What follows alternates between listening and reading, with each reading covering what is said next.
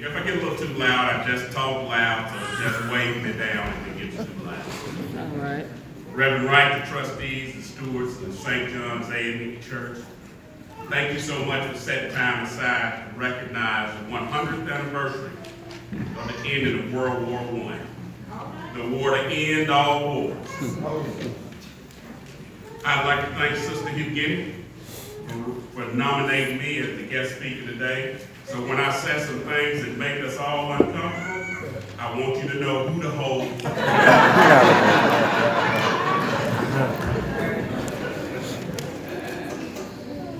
I'd like to thank my brothers and sisters in arms. I'd like to thank each and every one of you that's here today, because we know that it's continuous prayer that covers our Army, soldiers, sailors, airmen, Marines with the blood of Jesus Christ and keeps them safe on the battlefield. Because believe you me, there are no atheists in the foxhole of all the way down. Last but certainly not least, I want to thank each and every veteran that's here, male, female, and especially family members, because family members serve. They're often the forgotten heroes in this sacrifice that goes on. So please, absolutely, when you say thank you for your service, it needs to be thank you for the service of those families.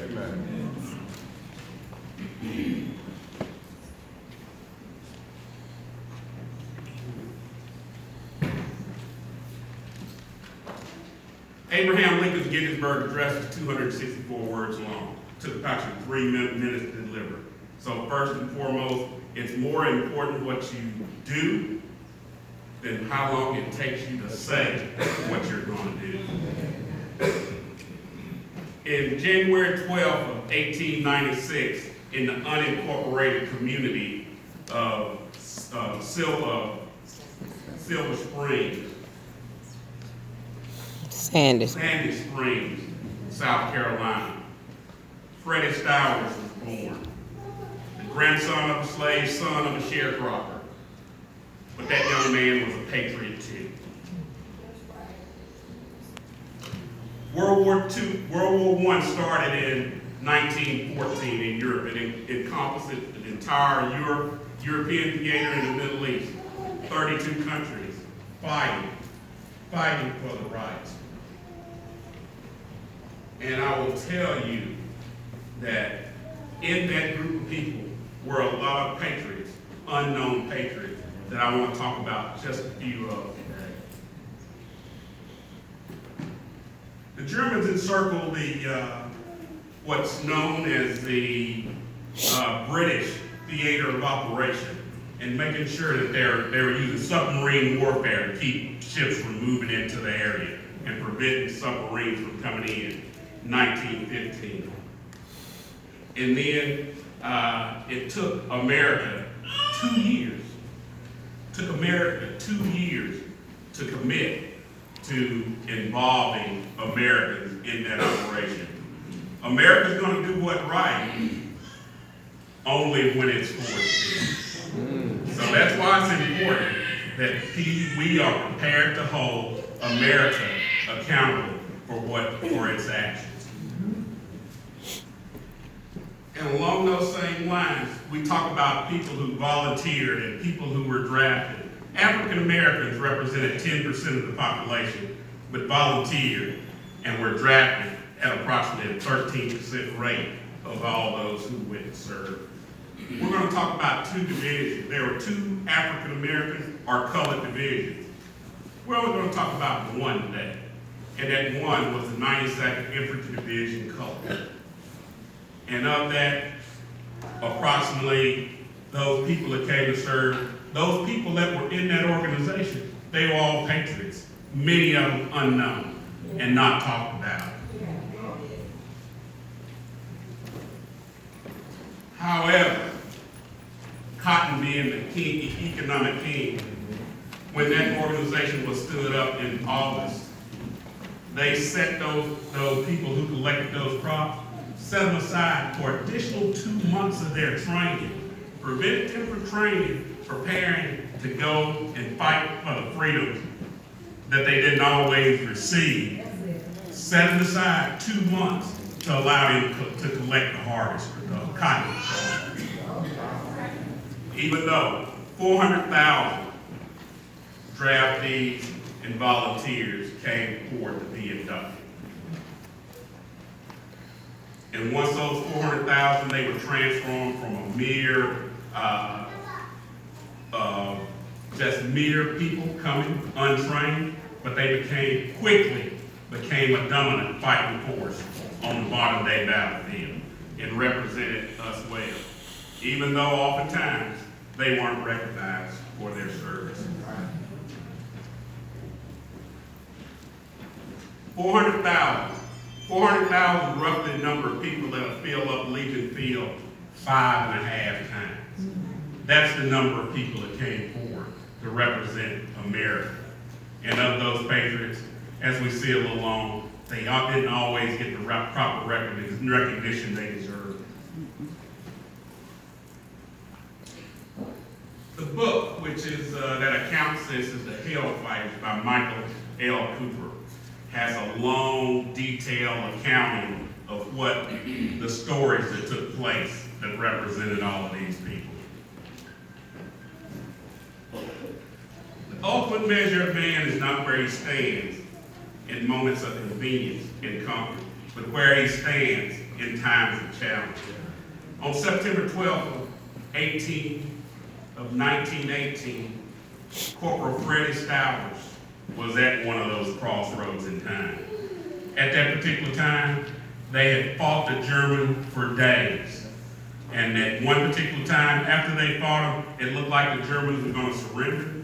Came up out of their entrenchments, and as the Americans moved forward to capture them, they continued to unleash on them with a hell of gunfire. The Americans immediately went back into the trenches and fought the Germans, destroying a machine gun nest that had pinned down the lead elements of the 92nd Infantry Division color. Fighting, and those individuals that were behind him, when they saw the voraciousness with which he fought after he was mortally wounded, they continued on to fight until they seized that hill in the Ardennes Forest, which was one of the most key positions that was seized during World War I that led to the armistice that we celebrate today. Again, 400,000, and of that 400,000, one was recognized with the Congressional Medal of Honor. 73 years after that action took place. America will do the right thing only when it's made. Patriots are individuals who recognize selfless service, the high calling that you're doing more for the least of these than what you do for yourself. A patriot is a patriot, you don't have to look far to find a patriot. A patriot is a lot closer than you think. A patriot's that person that might be sitting right next to you now. A patriot is that lady that works in the lunchroom that makes sure that our kids have sustainable meals at a reasonable cost. A patriot is that clergy member that comes forward to speak truth to power, to make sure that they cannot and they will, that senior leadership will understand what thus saith the Lord. A patriot is that small business contractor that makes sure that he takes care of people over profit. A patriot is that maintenance man that makes sure that facilities are prepared so that you can come in, you can be comfortable, that you can study, you can learn, you can develop, you can be the very best that you are. A patriot is that guardian that sits down after a long day of work, paying the bills, preparing dinners, sits down, looks that kid in the eye, and says, "How was your day at school? And by the way, where's your homework?" So a patriot is close by. A patriot is that city president that develops a strong curriculum so that our young people today, who are going to be the leaders of tomorrow, will develop that seed that grows in singing. Is that curriculum that's going to make sure that we can work on the Hubble Space Telescope. And that curriculum that's going to make sure that we, from Alabama A&M, can find a cure to cancer. So I'm telling you, you don't have to look forward to see a patriot, because that patriot is next to you. So who's a patriot? You're a patriot. Who's a patriot? Right there. You're a patriot. Who's a patriot? That political leader out there that's making sure that we get things taken care of. That's a patriot. So, as we move on, the one thing that I'll say is everybody's a little disappointed in the outcome of Florida. However, the one thing that I will tell you about Florida and the success that even God has made happen there, Amendment 4, 1.5 million former convicts have had their voting rights reinstalled. That's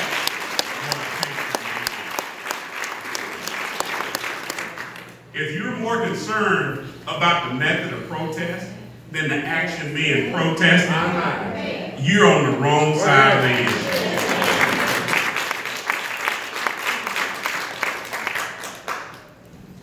So, my brothers and sisters, I've been through many dangers, toils, and snares. I have already come. His grace has brought us safe thus far. And grace will lead us home. St. John's, thank you so much for your many prayers. Thank you for recognizing the veterans, their families, the folks that are here today. And thank you. God bless you all. And may God bless America, even if we have to make sure that she does the right thing.